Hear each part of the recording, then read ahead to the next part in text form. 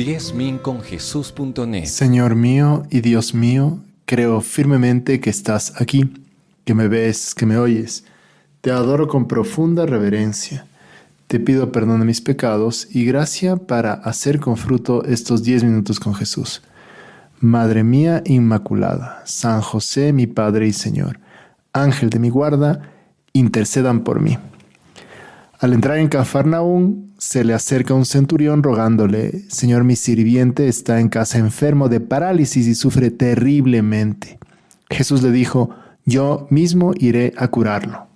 Pero el centurión respondió: Señor, no soy digno de que entres en mi casa. Basta que digas una palabra y mi sirviente se sanará.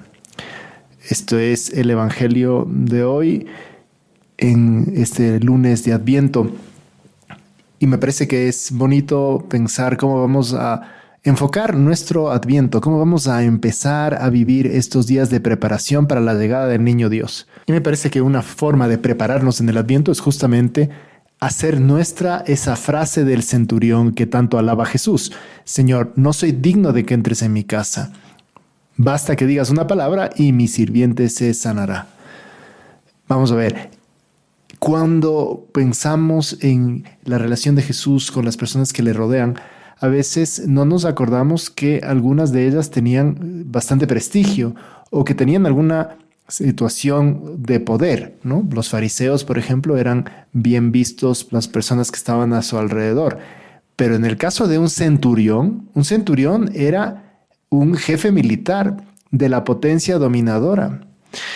Él, ante el problema que lo afligía, podría haberse agitado y pretender ser atendido imponiendo su autoridad.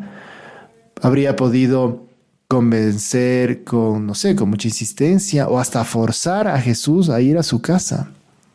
Pero en cambio, como dice el Papa Francisco, se hace pequeño, discreto, manso, no alza la voz, no quiere molestar, se comporta quizás sin saberlo según el estilo de Dios, que es manso y humilde de corazón. En efecto, Dios, que es amor, llega incluso a servirnos por amor. Con nosotros es paciente, es comprensivo, siempre solícito, siempre bien dispuesto.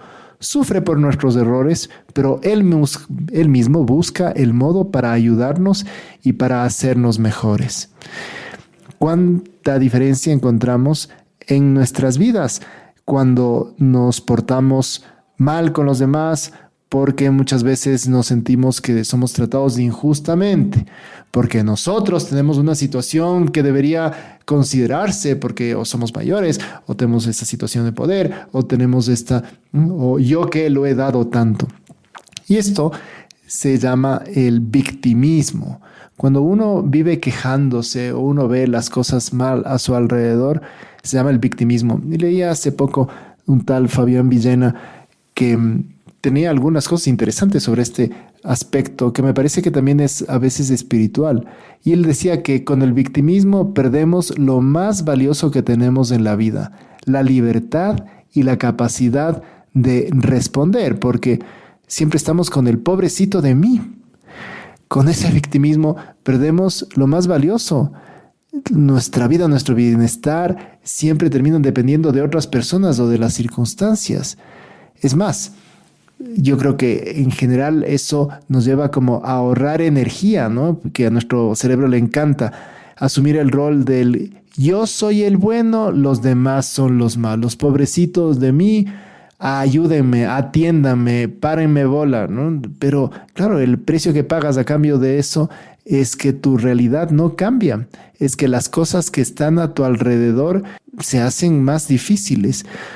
Muchas señoras, a veces, digo las señoras porque la verdad es que lo he vivido con alguna frecuencia, tienen problemas con sus propias madres y les parece que sus madres actúan a veces de forma incomprensible o que no son justas o qué tal.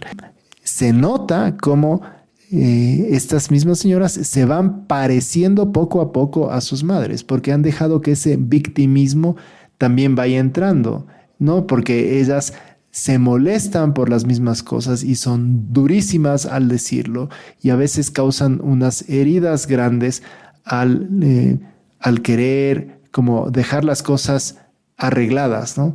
Para defender a veces sus prebendas o a veces porque les parece que es lo justo. No digo que sean siempre con mala intención, no. Pero qué diferencia con este hombre, ¿no?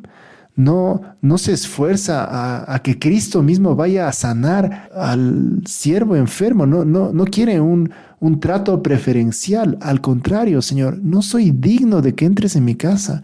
Basta que digas una palabra y mi sirviente se salvará. ¿Cuántas veces, Señor, hacemos lo contrario y queremos eso, todo lo mejor para nosotros, ¿no? Aunque eso implique que otros no lo vivan mejor?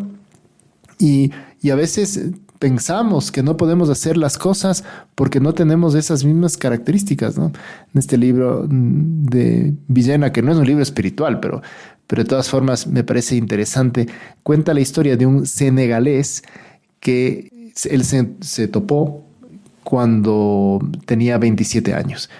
Y él siempre había pensado que la culpa de no haber prosperado en su vida a los 27 años era porque a los 15 tuvo que dejar de estudiar porque su padre tuvo un crack económico y entonces se tuvo que dedicar desde los 15 años a vender zapatillas, que era el negocio familiar. Y entonces él siempre había hecho ese trabajo, no había estudiado, no había podido progresar, pero se topó con este senegalés que había aprendido a hablar español, había aprendido a hablar valenciano, había empezado a vender también productos similares al suyo mucho tiempo atrás y que estaba creciendo cada vez más porque buscaba las oportunidades y intentaba hacer cada vez mejor las cosas.